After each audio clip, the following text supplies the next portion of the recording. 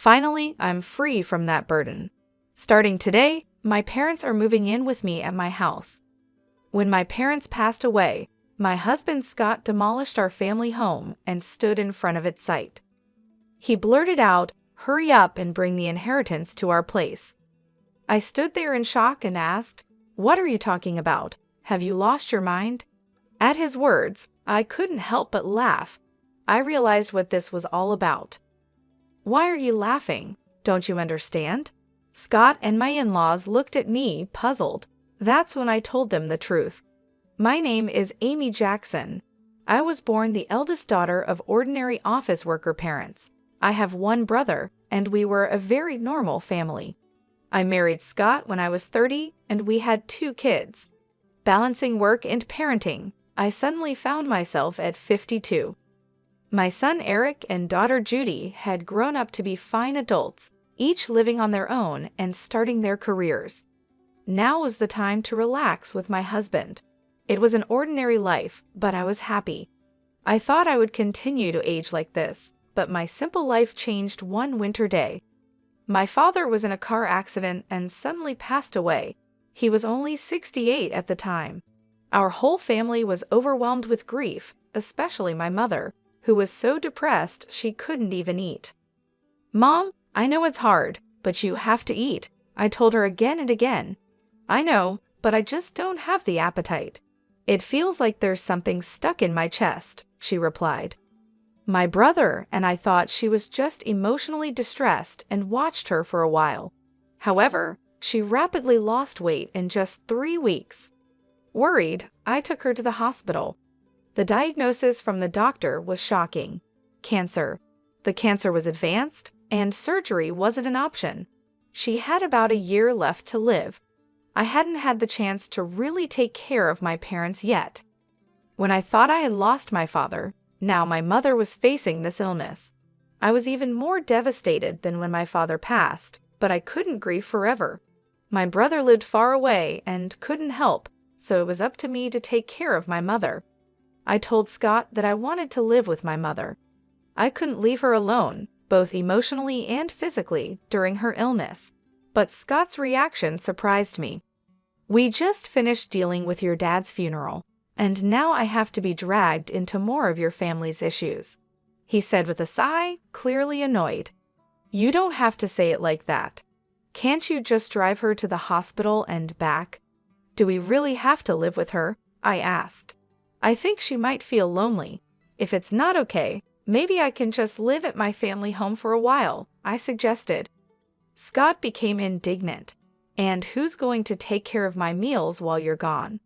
"I'll come and cook, of course." "What about cleaning? Who's going to do the laundry?" he demanded. I fell silent. I intended to do what I could, but I couldn't do everything as before. Being confronted with this reality hurt.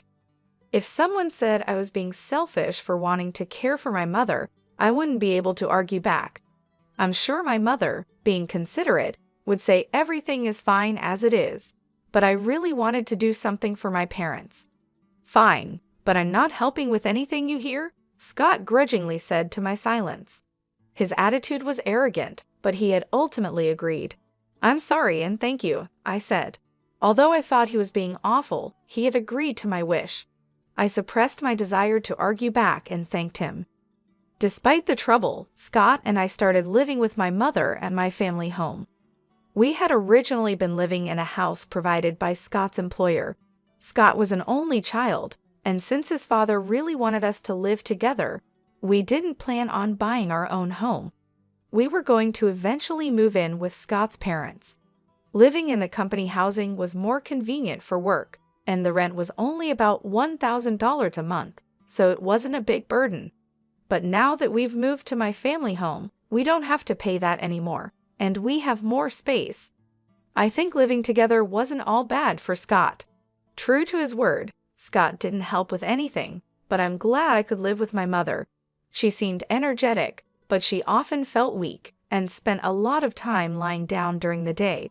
I prepared her meals, fed her, and managed her medication. It would have been impossible for her to do all that alone. "I'm sorry, Amy." "Thank you. It's a big help that you're here with me. I should thank Scott too, my mother said, expressing her gratitude many times. She was unaware of the harsh words Scott had said about living together, so she was grateful to him too. One evening, after my mother had gone to bed and Scott returned home, I brought up the subject of my mother's treatment while serving dinner. Scott glared at me and said, "I don't know what you want me to say. I told you I'm not helping with anything," refusing even to listen. I needed someone to vent to, someone to consult. All I wanted was for Scott to listen. Even after 2 months, 3 months, Scott's attitude didn't change. He constantly complained about living together, acting as if he was doing a great favor, and his behavior became more obnoxious day by day, but I couldn't say anything against it. Between worrying about my mother and being considerate of Scott, I was becoming more stressed.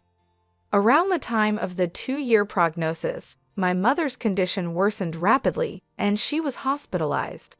5 days later, she passed away.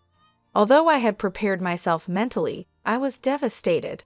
My brother's family and my children came right away and helped a lot, but in times like this, you really want your spouse by your side. However, Scott was laughing and chatting with his parents in a corner, not helping with the funeral preparations at all. My brother had taken the lead role in the preparations, and somehow we got everything ready for the funeral. But Scott, who should have been sitting in the family section, was at the very back of the relative section. "Scott, I want you to sit in the family section," I said. He replied, "No, I'm fine here. I'm not a blood relative after all." "But you're my husband," I said. Then his mother chimed in, "He's your husband, but he's not your mother's son. Scott is our son, so he's an outsider, you know. Amy should sit in the family section." Hearing this from my in-laws was painful. I was left speechless. Where I come from, it's common for sons-in-law to sit in the family section at funerals, though this might vary by area. With Scott not in the family section, distant relatives started whispering, wondering if we had divorced. It's one thing for people to gossip, but all this could have been avoided if Scott had just sat there. Feeling a bit upset that Scott wasn't by my side, we still managed to see my mother off peacefully. After the funeral, my brother's family, my children, Scott, and his parents returned to my family home. "Thank you for coming, especially at such a busy time," I said to my in-laws, offering them some tea. They laughed and replied, "Really, it's something. First your father, now your mother. These funeral expenses are a burden for us too, but at least that's the end of it." I was stunned by their words. What did they mean by that? I couldn't believe they would say such a thing. I forced a smile and excused myself. Then I overheard Scott talking with his parents. "It must have been tough for you, Scott, living with outsiders." "Yeah, dealing with Amy's whims was a pain. A husband shouldn't just follow his wife's demands.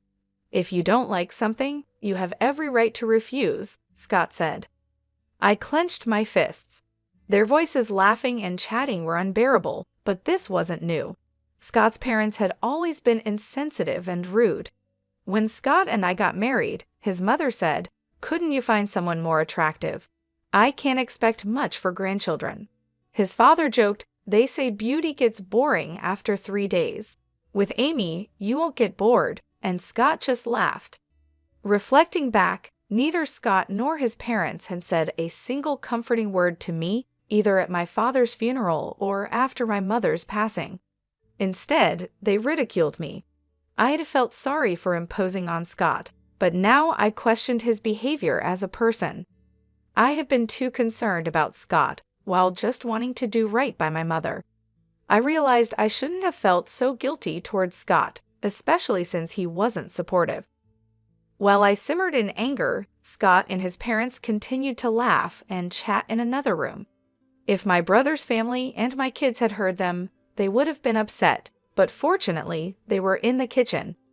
I was relieved to be the only one who heard Scott and his parents' conversation. Then my mother-in-law spoke up. "Amy," she called. "Yes," I replied, startled. "Can I have this?" she asked, holding my mother's purse. Confused, I stammered, "Oh well. Your mother won't be needing it anymore, right?" Scott suggested I take it home. "Maybe I'll just keep it," she said, holding up the purse and inspecting it. I couldn't believe her audacity, especially right after the funeral. I took the purse from her and said firmly, "No, you can't." Her expression changed, not because of the purse, but because I, her daughter-in-law, stood up to her. Yet, I stood my ground. "We're not ready to sort through my mother's belongings yet. We'll distribute her keepsakes among the family later." My mother-in-law turned red with anger. "What do you mean? Are you saying I'm an outsider?" "You said earlier at the funeral that even Scott was an outsider to my mother. How come Scott is an outsider but your family isn't?" I retorted. Hearing this, Scott and his father also turned red. "What are you saying? Apologize to Mom. How disrespectful of a daughter-in-law to talk like that." Their commotion drew everyone from the other room. I didn't expect to be called an outsider after all the effort we put into attending the funeral. "Let's go home, Dad," my mother-in-law shouted at me in front of everyone and stormed out of our house. For some reason, even Scott was angry and left with his parents. "What happened? Did you really call your mother-in-law an outsider?" everyone asked me. Having heard only her side, taken out of context, it might have seemed like I was the one being harsh. But I explained the situation to everyone, and not a single person blamed me. Grandpa and Grandma should be more considerate of other people's feelings. That's just how Dad, Grandma, and Grandpa have always been. My children sided with me. But I still couldn't forgive those three. Scott hadn't come home for a while since that day, and I hadn't contacted him either. I didn't think I should be the one to apologize, and I wasn't sure if I could forgive him even if he did. But I knew things couldn't stay this way forever. Then one day, Scott came back. "Welcome home," I greeted him, suppressing the anger that flared up at the sight of him. "It's been tough, huh?" His gruff words were an attempt at showing concern, and I was taken aback. "Take the kids and go on a trip. It'll be a good change of scenery for you," he said, handing me travel vouchers. I was speechless. Instead, tears started to stream down my face. It might have been the kids' idea, but I was touched that Scott went along with it. I immediately contacted the kids to plan the trip. "Really, Dad suggested this. It's surprising, isn't it?" The kids were astonished by my proposal. It seemed like it really was a gift from Scott. "I wonder if Dad feels bad about what happened," I said, laughing. I gratefully accepted the travel vouchers from Scott. "I'll be off then." "Yeah, take your time. Stay with the kids at their places too. Why not?" "Really, I can't be away that long." "Don't worry about me. I'll relax at my parents'. Just enjoy yourself." With that, Scott sent me off. Judy was happy to have me visit, so before the spa trip, I stopped by her place and then Gary's. I hadn't been able to visit them while caring for my mother, so I helped out by cooking and freezing meals for them. "Mom, you should relax, but thanks. This really helps," they both said, delighted to have my cooking at home. This opportunity was all thanks to Scott's suggestion. Then came the eagerly awaited spa trip. I spent a relaxing time at the hot springs with my children. The weariness from caregiving and the sorrow of losing my parents seemed to have healed quite a bit. I was away for almost a week, but both my kids returned to their homes with bright smiles. "That was fun. We should thank Dad for once." "True, just this once. But I wonder if he's up to something," Judy joked. "Don't say that. Dad thought about us in his own way," I laughed. When I returned home, planning to share the memories with Scott and start our life anew as a couple, I was speechless. "What? The house is?" I looked around in disbelief. Despite recognizing the location, the family home that should have been there was gone. Then, out of nowhere, Scott appeared, followed by his parents. They were grinning at me, standing there dumbfounded. "Scott, what's going on?" I asked. With the same sickening smile, Scott said, "Finally, I'm rid of that baggage. Starting today, my parents are moving in with me at my house. "What are you talking about?" I replied, trying to stay calm. "Have you lost your mind? Your family home has been demolished. Bring the inheritance to our place quickly. Whatever you inherited, it's Scott's now." I realized then that the disappearance of the house was Scott's doing, and it was all for the inheritance. Such betrayal after thinking about the future on my way home. I was filled with indescribable sadness and anger, but demolishing the house won't go Scott's way. I won't let it. I burst into laughter at the sight of their smirking faces. My laughter baffled Scott and his father. "Why are you laughing? What a weird woman. Has she gone crazy?" my mother-in-law said, looking at me as if I were eerie. Facing the three of them, I spoke up. "Don't you guys know what you're talking about? I haven't inherited a single penny, so there's no inheritance." After saying that, I burst into laughter again. They had mistakenly thought they'd become rich from the inheritance. Their wild imaginations and actions had me in uncontrollable laughter.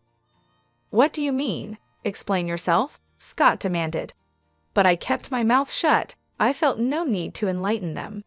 "Before that, I'm not going to live with strangers. If you want to live together, go ahead alone."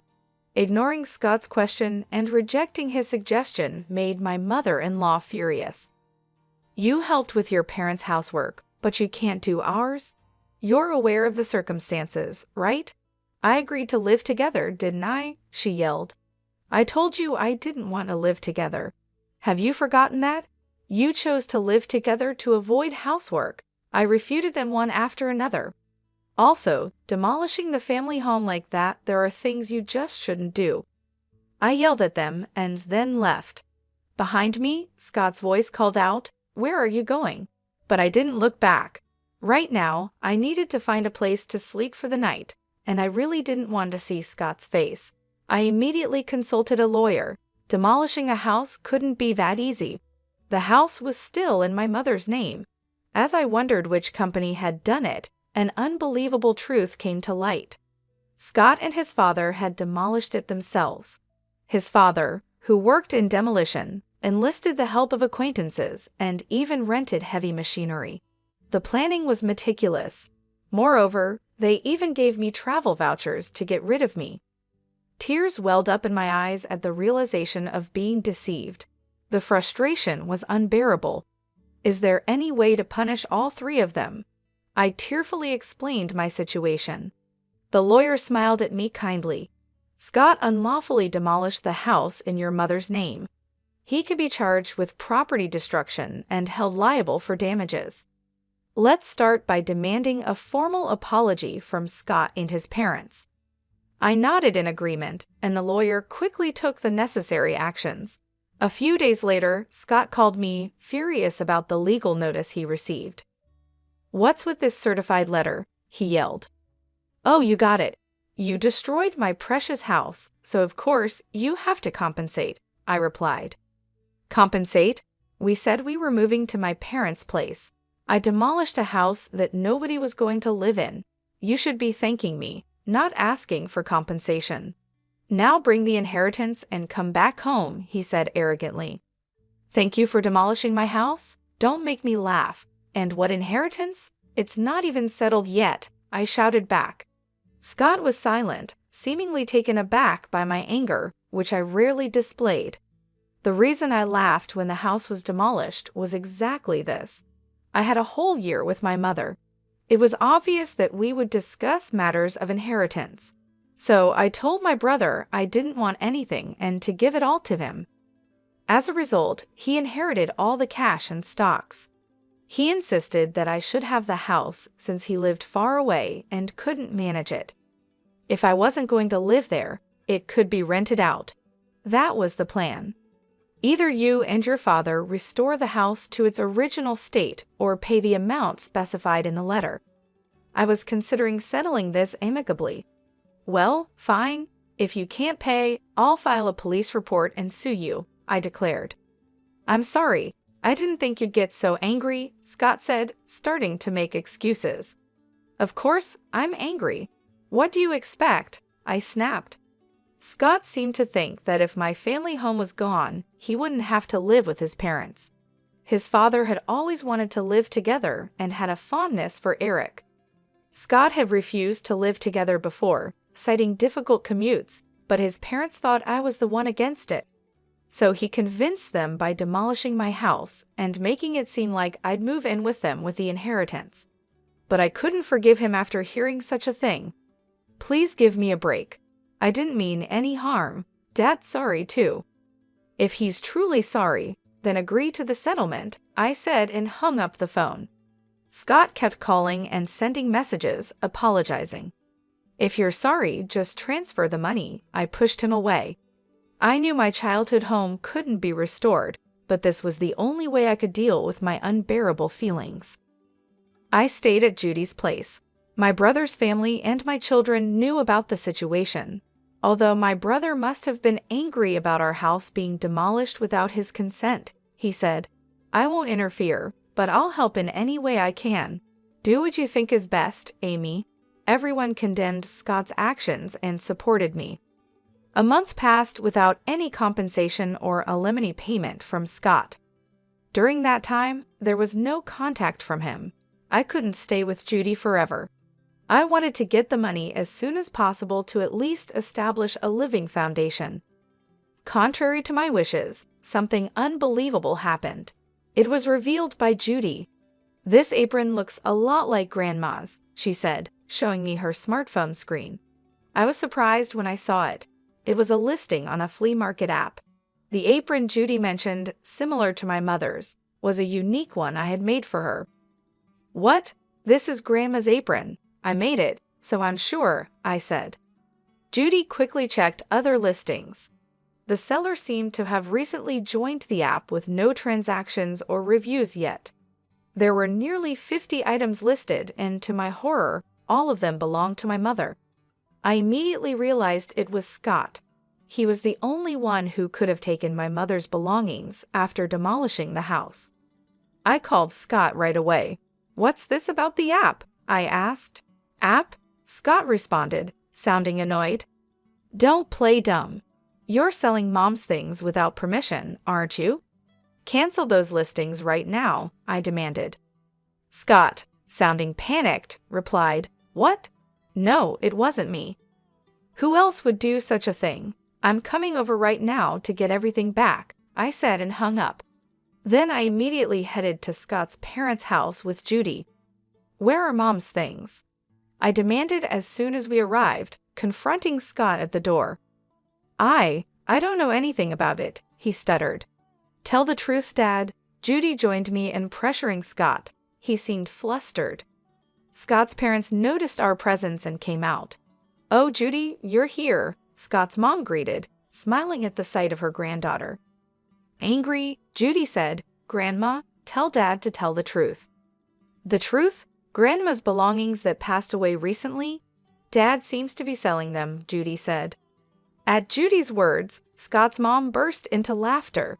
Scott, with a troubled look, kept repeating, "It really wasn't me." Then his mother loudly exclaimed, "Scott is selling them. That's impossible. I am the one selling them." I felt my blood run cold. Scott probably knew about it. With a look that almost said, "This is bad," he turned to his mother. Despite Judy's shock, his mother cheerfully continued, "What? It's a lot of work, you know. I have to pack everything carefully and make sure the photos look good." She seemed oblivious to the fact that she was selling stolen goods, chatting happily about the app. I struggled to restrain myself from lunging at her. "Cancel the listings. Those aren't yours to sell." Judy, red with anger and tears in her eyes, pleaded with her grandmother. However, Scott's mother seemed displeased. "What's the big deal? I finally found a hobby I enjoy. I use the things I can and sell the rest for a little pocket money. It's good for preventing dementia. I'm the only grandma left, so Judy wants me to stay healthy and live long, right?" she said nonchalantly. Pleading with her to stop had no effect. There was no sign of remorse. If talking won't help, then action is the only option. "Judy, let's go." "But..." "It's okay. Let's go," I insisted, pulling Judy out of the house and heading straight to the police station. I wasn't planning to file a report for the demolition of the house, but theft was a different story. When I explained to the police that my mother's belongings were being stolen and sold, they acted immediately, and Scott's mother's account on the flea market app was suspended. The items wouldn't be sold anymore. I called Scott on the way back from the station. "I had your mother's account stopped. You knew about it, right? You're complicit." "No, I filed a police report about this. Please cooperate with the investigation." Scott became frantic. "What? We're family, right? Withdraw it, please." "Family? You still haven't paid any compensation for the house or alimony, and there's no sign of remorse." Faced with my shouting, Scott was taken aback. Despite everything, I still had feelings for Scott, having lived with him for so long. Sighing, I said, "I'll wait for the money, but I won't forgive the theft. Return everything." "And Scott, your father looked quite unwell. Has he seen a doctor?" "What?" "I'm not a monster, so just passing on that message," I said and hung up. Scott's father, whom I had just seen, was alarmingly thin and hadn't spoken much.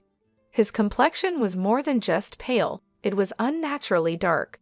His ill health was obvious, but that family probably hadn't noticed. His wife was nonchalantly selling stolen items, and Scott only acted tough with me. They lacked any real concern for others. The next day, I received a call from Scott's father. Expecting it to be a thank you call, I answered. I got the complete opposite reaction. "What do you mean by treating me like a sick person? Planning to dump me in a hospital to get rid of the hassle? I need to protect Scott and my wife from you. I'm not going to any hospital," he scolded. It was shocking to be reprimanded when I was just concerned. "Sorry for overstepping. I was just worried." "Humph, I'm not frail or short-lived like your parents. Don't make a fool of me," he snapped. I was infuriated by his words, but a few days later, he apparently felt unwell enough to visit the hospital. The diagnosis was terminal cancer. Scott called me in a panic. "Dad's got terminal cancer. What am I going to do?" I just snorted. "I don't know." "What did he say when I suggested going to the hospital?" He said, "I'm not frail or short-lived like your parents, so deal with it yourself." How can you be so heartless, Amy? I never thought you'd be such a person. Did you ever say a single warm word when my mother was sick? Reflect on your own actions, I said and hung up. As expected, Scott's father passed away soon after. As a human being, I didn't want to harbor negative feelings towards the deceased, but recalling everything that had been done and said, I couldn't shed a tear. After his funeral, his will was found. Despite all this talk of not being short-lived, he had made thorough preparations. The house goes to the grandson Eric. The rest of the estate is to be divided between my wife and eldest son. I was surprised to see Eric's name. Scott's father had always favored him, wanting to live with him. He must have wanted Eric to have the house even after his death. It was a nuisance for Eric. Renounce the inheritance. You don't need that house, do you? I told Eric, but he was happy to receive it. Inheriting the house was more of a burden than a benefit due to inheritance tax, but if he was pleased, I had no right to say anything. Following the will, Eric inherited the house. His grandmother was happy and paid the inheritance tax. He's our successor, after all, she said. While that's not wrong, I felt a bit sad as if Eric had been taken from me. Then something unbelievable happened next. Come over to our house. Scott's call prompted me to head straight to his parents' house. When I arrived, I saw Scott's mother and Scott himself standing in front of their house, stunned. Just like I once had been, the site was filled with heavy machinery and trucks labeled with demolition company names. Workers were tearing down their house right before our eyes. What's going on? It's my house. I can do what I want with it, Eric said, appearing from somewhere, looking satisfied as he watched the demolition. Eric, what are you doing? Stop this right now, Scott shouted.